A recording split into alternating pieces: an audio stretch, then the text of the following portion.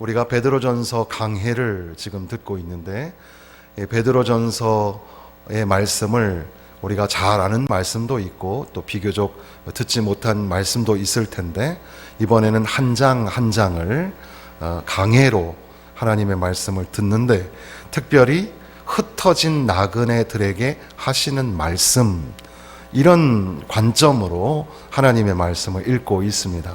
1장은 흩어진 나그네들에게 말씀하시기를 소망하라, 거룩하라 말씀하셨습니다. 예수 그리스도의 보배로운 피로 부활의 영광을 주신 하나님으로, 그리고 항상 살아있는 말씀으로 인하여서 소망하고 거룩하며 사는 존재가 흩어진 나그네의 삶의 필연적 모습이라는 사실입니다. 두 번째, 2장에서는 흩어진 나그네들을 향하여 거룩한 제사장이 되라 말씀하시면서 산돌이신 예수 그리스도가 계시기 때문에, 예수가 코너스톤, 이 모퉁이 돌이 되시기 때문에, 제리 고스인가요? 한 사람이 지었던 예수는 모퉁이 돌 하는 합창곡이 있는데, 예수가 모퉁이 돌이 되어주셔서 죄인들을 위하여 하늘 영광 버리고 구세주가 되셨다. 바로 산돌이신 예수 그리스도가 계시기 때문에 우리는 거룩한 제사장이 되는 길이 열리게 되었다는 겁니다. 그러면서 또한 제도에 순종하라, 그것이 흩어진 나그네들을 향하신 2장의 말씀이었습니다. 무사람을 공경하고 형제를 사랑하고 하나님을 두려워하고 왕을 존대하고 심지어 부당한 고난 중에 있는 종이라도 관용하는 자뿐 아니라 까다로운 자들에게도 순종하라. 바로 그렇게 제도에 순종하면서 사는 것이 흩어진 나그네들의 사명이다, 이렇게 말씀하여 주십니다. 왜 그것이 가능한가? 어떻게 그렇게 할 수 있는가? 예수 그리스도께서 2장 21절에 너희를 위하여 고난을 받았으니, 예수님의 고난을 보고 생각하고 따라가면서 우리도 애매히 고난을 당할지라도 그 고난을 통해서 관계를 회복하고 또 이웃을 향하여 배려하는 마음, 또 순종하는 마음을 가지고 살 수 있다는 겁니다. 그래서 거룩한 제사장이 되라, 그리고 제도에 순종하라, 이 말씀을 2장에서 해 주셨습니다. 그 2장의 뒷부분 말씀과 3장의 1절에서 7절까지의 말씀이 연결이 되어 있는데, 3장의 1절은 아내들아 라고 시작하고 7절은 남편들아 라고 시작합니다. 그러니까 2장의 후반부에 있었던 종들아 라는 말과 3장의 아내들아, 남편들아, 이것이 다 예수 그리스도의 고난에 의지하여서 너희가 제도에 순종하고 너희에게 맡겨진 사람들, 왕이든지 또는 이웃이든지 까다롭게 부당하게 하는 주인이든지 간에 그렇게 복종하고 순종하는 삶을 살아라 라고 하는 그런 맥락 속에서 아내들을 향하여, 아내들아, 자기 남편에게 순종하라, 자기 남편에게 순종하라 1절에 기록하고 있습니다. 혹 말씀을 순종하지 않는 자라도 말로 말미암지 않고 그 아내의 행실로 말미암아 구원을 받게 하려 함이니, 혹시 그 아내가 순종함으로 말미암아 그 남편의 믿음이 연약할지라도 그가 구원을 받게 되는 그런 구원의 통로가 될 수 있다는 말씀을 하시면서 4절에는 오직 마음에 숨은 사람을 온유하고 안정한 심령에 썩지 아니할 것으로 단장하라 라고 되어 있습니다. 그러니까 단장할 때 머리를 꾸미고 금을 차고 아름다운 옷을 입는 외모로 단장하지 말고 속의 사람, 마음에 숨은 사람이 있어요. 우리에게는 마음에 숨은 사람을 단장하는데 온유하고 안정한 심령의, 온유한다는 것은 예수님께서 나는 마음이 온유하고 겸손하니 말씀하셨잖아요. 온순하고 겸손한 것을 의미합니다. 그리고 또한 안정하다라는 것은 흔들리지 않는다라는 말이기도 하고, 또 한편으로는 이 조용하다라는 의미입니다. 그 영어에는 이 안정함이 NIV는 quietness라고 되어 있어서 조용함이라고 되어 있어요. 그러니까 이 온순하고 조용한, 겸손하고 정숙한 그런 마음, 그리고 썩지 아니할 것이라고 되어 있는데, 이 썩지 아니할 것이 예전에 한번 말씀드렸는데 unfading beauty라고 되어 있어서 아름다움이라는 말이 그 안에 숨겨져 있습니다. 그래서 너희 마음에 숨은 사람을 온유하고 안정한 심령에 변하지 아니하는 아름다움을 가지고 단장을 하라, 순종하라라는 말이 이제 너희가 겉사람을 단장하지 말고 속사람을 온유와 안정함으로 단장하라. 이것이 바로 남편에게 순종하는 것과 관련이 있습니다. 왜냐하면 전에 하나님께 소망을 두었던 거룩한 부녀들이 자기 남편에게 순종함으로 자기를 단장하였다라고 말씀하신 후에, 그 예로서 6절에는 사라가 아브라함에게 주라 칭하여 순종한 것 같이, 남편에게 주님이라 순종한 것 같이 그렇게 선을 행하고 두려운 일에도 놀라지 아니하면 그의 말이 된 것이니라라고 기록하고, 그의 딸이 된 것이니라라고 기록하고 있습니다.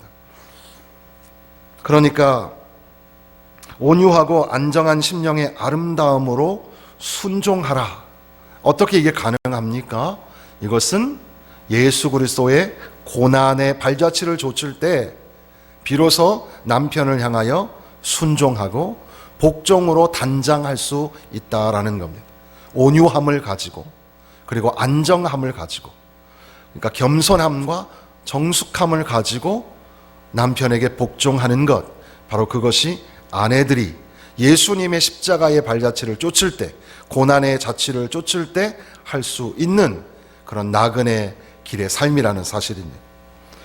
그러면서 남편들아, 7절에 이와 같이 지식을 따라, 또는 앞서 이렇게 아내들이 남편에게 이렇게 하였던 것처럼 그런 방법을 통해서 아내들을 더 연약한 그릇이요 생명의 은혜를 함께 이어받을 자로 알아 귀히 여겨라. 아내들을 존귀하게 여겨라. 연약한 그릇이고 생명의 은혜를 이어받을 자로 존귀히 여겨라. 영어에 respect라는 말이 있는데 여기 NIV에는 그렇게 되어 있어요. 요즘 아이들, 젊은 아이들이 respect 이렇게 말하는데 그 말이 너무 가볍게 쓰이는 것 같아서 좀 안타까움이 있습니다. 존중하고 존경하고 정말 경외감을 갖고, 그래서 아내들이 남편에게 복종하는 것과 같은 무게와 그 느낌으로 아내들을 존중하고 존경하고 더 연약한 그릇으로, 그리고 은혜를 함께 받아야 할, 생명의 은혜를 함께 받아야 할 존재로 존귀히 여기는 것, 이것이 남편들에게 주어진 나그네 삶입니다. 그러면서 왜 그렇게 해야 하냐면 이는 너희 기도가 막히지 아니하게 하려 함이라. 아내를 존귀히 여기고 사랑하는 마음을 가질 때, 그래서 가정이 평안하고 그렇게 살 때 그 남편들의 기도가 막히지 않게 된다는 말씀입니다. 종들아, 아내들아, 남편들아, 어떻게 이렇게 종들이, 그리고 아내들과 남편들이 순종하며 나그네 길을 걸을 수 있을까? 계속 말씀드리지만 우리에게 소망이 되시는 예수, 바로 예수님의 고난의 그 발자취를 좇아서 그가 우리를 위하여 고난을 당하셨는데, 바로 예수님의 고난을 생각할 때 우리는 종이 되고 아내가 되고 남편이 되어서 아내를 존경하고 또 남편을 순종하고 심지어 까다로운 주인에게까지 복종하는 그런 삶을 살아갈 수 있게 된다는 겁니다. 결국 나그네 삶에서 부딪히게 되는 사람들, 쉽게 말하면, 간단하게 말하면 이웃이라고 할 수 있는데, 누가 이웃인가? 돌아오는 주일날 설교 제목이 누가 이웃인가라는 관점으로 세상, 이웃, 예수라는 말씀을 나누게 됩니다. 결국 우리가 요나서를 2주간 읽었지만 요나에게 도전하시는 것은 누가 이웃인가? 누가 저 열방을 이웃으로 만들 수 있을까? 나그네 이웃에게 어떻게 대하여야 할까? 그래서 상전과 종의 관계, 아내와 남편의 관계, 그리고 부모와 자식의 관계를 에베소서와 골로새서에서 언급하고 있죠. 그리고 이제 이 베드로 전서가 세 성경 말씀이 비슷한 맥락으로 쓰여져 있습니다. 에베소서에서는 아내들아, 남편들아, 우리가 이제 결혼식 할 때 주례하시는 목사님이 그 본문을 많이 읽기도 하는데, 아내들아, 남편들아, 상전아, 종들아, 그리고 부모와 자식에게 하시는 그 관계 회복의 말씀, 어떻게 그것이 가능한가? 술 취하지 말고 성령의 충만함을 받으라. 성령 충만할 때 이것이 가능하다라고 말씀하십니다. 그런데 골로새서에서는 똑같은 그런 본문의 말씀에 성령 충만이라는 말 대신에 시와 찬미와 신령한 노래, 그 똑같은 본문이 나오는데 그 앞에 성령 충만 대신에 오직 너희 속에 하나님의 말씀이 풍성히 거하여 라고 기록이 되어 있습니다. 그러니까 하나님 말씀이 풍성히 거할 때 종이, 상전이, 아내와 남편이, 부모와 자식이 그 관계가 성숙함의 자리로 회복되어 간다는 겁니다. 그리고 또한 이제 베드로 전서에서는 나그네 삶에 있어서 종으로, 아내로, 남편으로 우리가 인생 여정에서 만나게 되는 사람들과 이제 어우러져 살아갈 때 복종하고 순종하며 살아갈 수 있는 것은 예수 그리스도의 고난, 예수님의 십자가 바라보며 생각할 때 감당할 수 있다고 말씀하시는 겁니다. 그것을 하나로 엮으면 어떻게 될까요? 우리가 만나게 되는 그런 이웃, 아내와 남편, 그리고 이제 상전과 종, 부모와 자식, 그리고 나아가서 제도에 이르기까지 그들에게 우리가 나그네 삶을 살면서 복종하고 순종하고 존경하며 사랑하며 살 수 있는 것은 성령 충만하기 때문에, 하나님 말씀이 풍성히 거하기 때문에, 예수님의 십자가가 내 안에 세워졌기 때문에 비로소 그렇게 할 수 있는 능력이 주어지게 된 겁니다.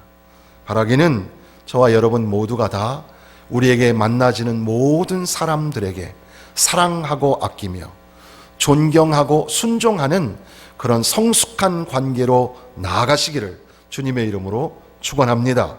성령 충만하고 말씀 충만하고 예수님의 십자가로 세워져서 이 귀한 나그네 사명 감당할 수 있기를 주님의 이름으로 부탁을 드립니다. 그러면서 8절부터 3장 8절부터 마지막 절까지의 앞서 2장에서 이야기하였던 그 고난, 예수님의 고난 이야기를 조금 더 풀어서 말씀을 하시는데, 그러므로 3장은 고난에 관한 이야기를 하시고자 하는 겁니다.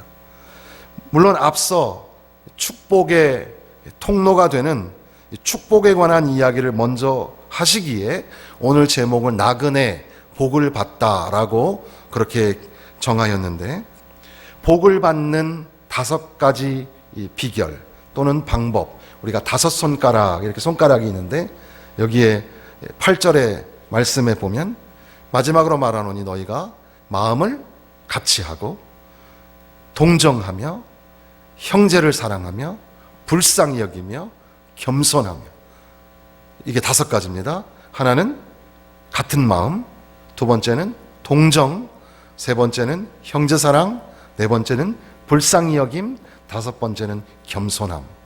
이것이 나그네 삶에 주어진 귀한 삶의 모습인데, 이렇게 사는 이유는 9절 끝에 보면 이는 복을 이어받게 하려 하심이라. 우리가 복을 받고 또 복을 또 전하는 그런 축복의 통로가 되게 하려고 우리에게 이렇게 5가지의 축복의 방법을 우리에게 주었다라는 겁니다. 그리고 9절에 나오는 말씀은 악을 악으로, 욕을 욕으로 갚지 말고 도리어 복을 빌라. 그러니까 저주하는 사람, 저주에 대한 우리가 반응이라고 할 수 있겠죠. 악하게 나에게 대하는 사람이 있습니다. 또 욕으로 나에게 대하는 사람이 있습니다. 그럴 때 욕으로 갚지 말고, 악으로 갚지 말고 어떻게 해요?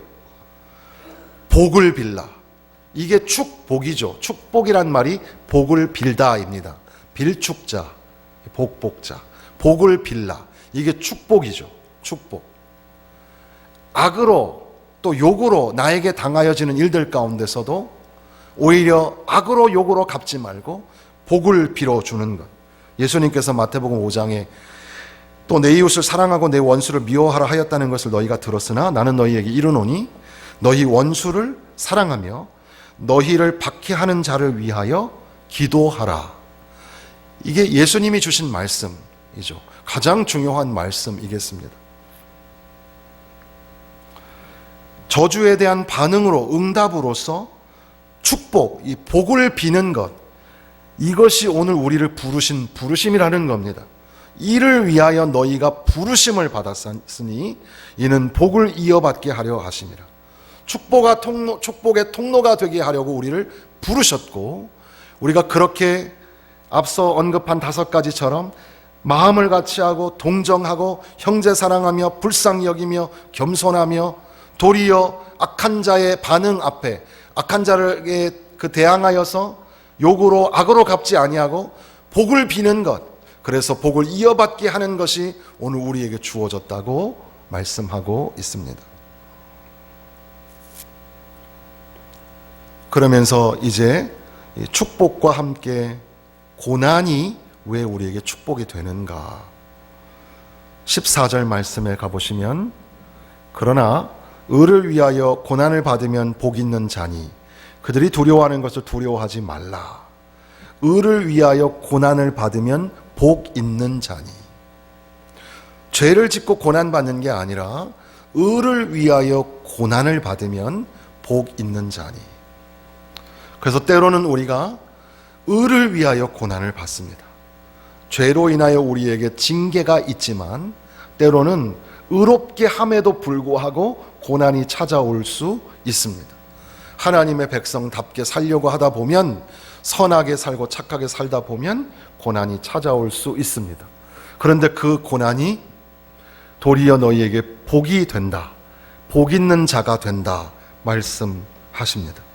그러면서 두려워하는 것을 두려워하지 말고, 오늘 아침에 하나님을 경외하라 라는 말씀이 신명기에 있었는데, 그것을 스펄전 목사님은 하나님 외에 다른 것을 두려워하지 마라 이렇게 설교하셨거든요. 그러니까 오늘 우리의 삶에도 진짜 두려워해야 할 것은 하나님이고, 하나님 아닌 다른 것에 벌벌 떨지 말고, 두려워하지 말고, 두려워하는 것을 두려워하지 말고 두려운 마음으로 소망에 관한 말을 준비해야 한다는 겁니다. 15절 말씀에 보면 너희 마음에 그리스도를 주로 삼아 거룩하게 하고 너희 속에 있는 소망에 관한 이유를 묻는 자에게 대답할 것을 항상 준비하되 온유함으로 두려움으로 하고, 우리가 말을 준비해야 합니다. 대답할 말을 준비해야 되죠. 나그네 여정에 말이 참 중요합니다. 인간에게 있어서 이 말은 정말 너무너무 중요합니다. 우리 모두는 그런 의미에서 말 그릇, 말을 담고 있는 그릇입니다. 언어가 참 중요합니다. 온유함으로 두려움으로 준비하라 그랬습니다. 말 조심해야 합니다. 말을 잘 생각해서 하셔야 합니다. 말을 할 때 일단 우리 교회 다니지 않고 믿지 않는 사람들도 동일하게 우리가 아는 말인데, 우리가 부정의 언어보다는 긍정의 언어가 참 중요합니다. 그래서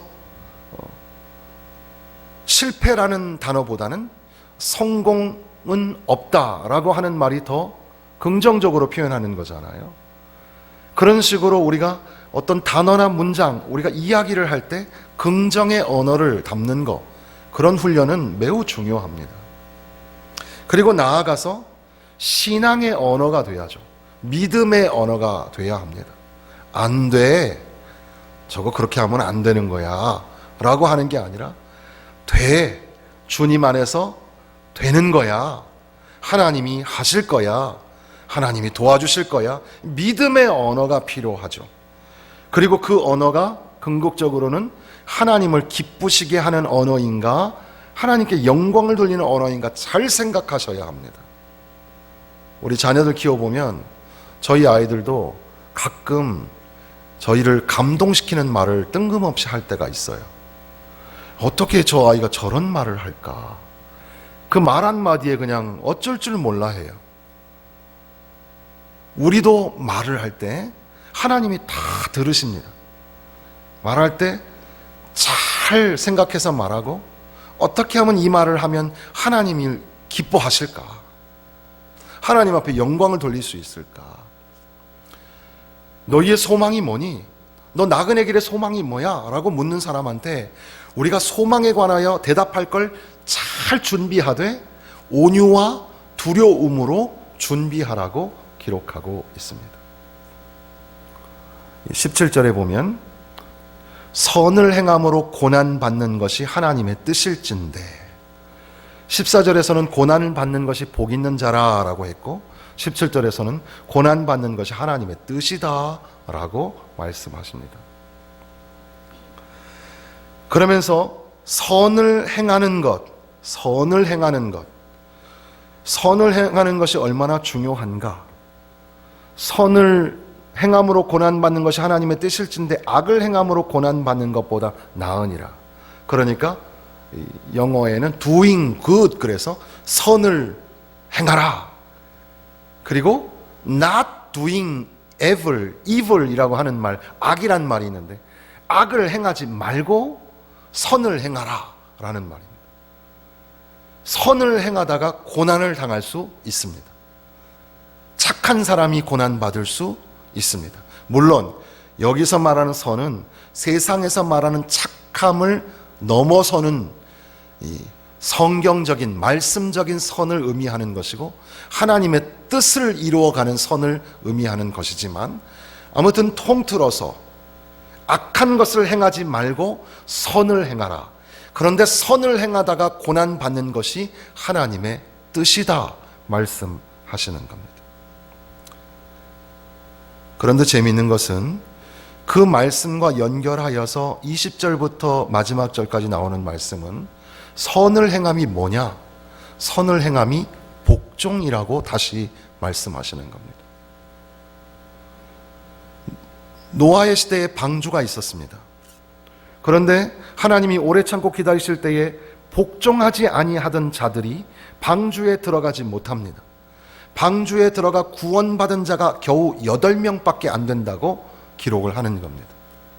그리고 그 물이 뭐냐? 노아의 방주 그 시대의 물이 뭐냐? 바로 예수 그리스도를 믿는 믿음의 세례라고 하면서 그가 하늘에 오르사 하나님 우편에 계실 때에 천사들과, 마지막 절입니다, 권세들과 능력들이 그에게 복종하느니라. 복종이라는 단어가 2번에 걸쳐서 언급하죠. 선을 행함으로 고난받는 것, 선함이 무엇일까? 그것이 분명히 복종하는 것과 관련이 있더라는 겁니다.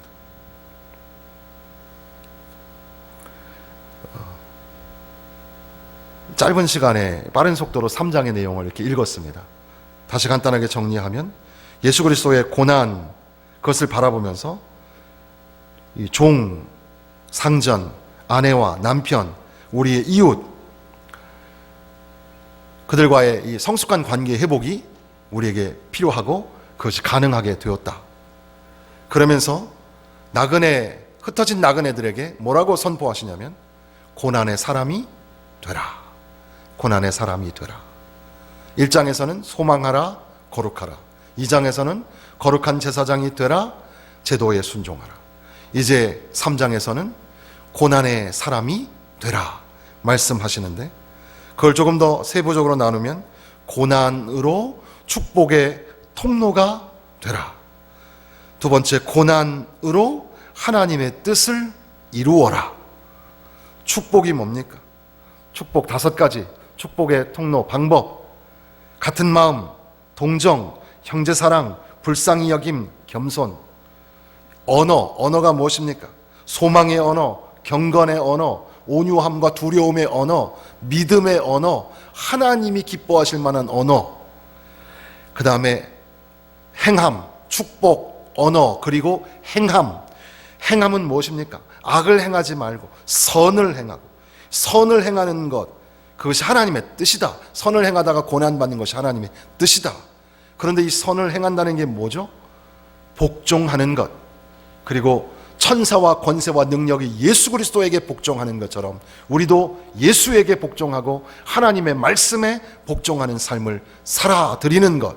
이것이 나그네들에게 하시는 고난의 사람이 되라 하시는 말씀인 줄로 믿습니다. 나그네, 그러니까 나그네는 필연적으로 고난을 만납니다. 코로나19로 고난 중에 있는 성도들이 있습니다.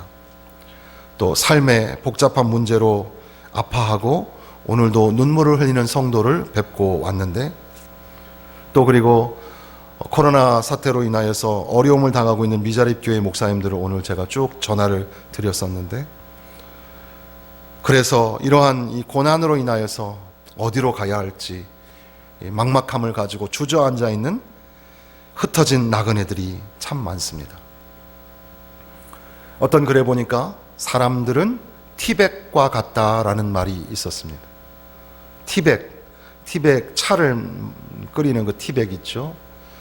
그 티백이 겉으로 볼 때 이게 무슨 말인지 모르는데 뜨거운 물에 담가서 녹아내야, 그래야 무슨 맛인지 아는 것처럼 고난 중에 그 사람의 진가를 알 수 있지 않을까 생각하게 되는 겁니다.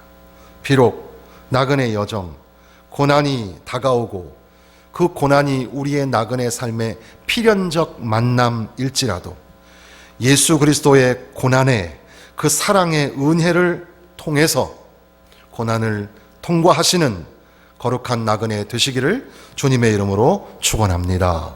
기도하겠습니다.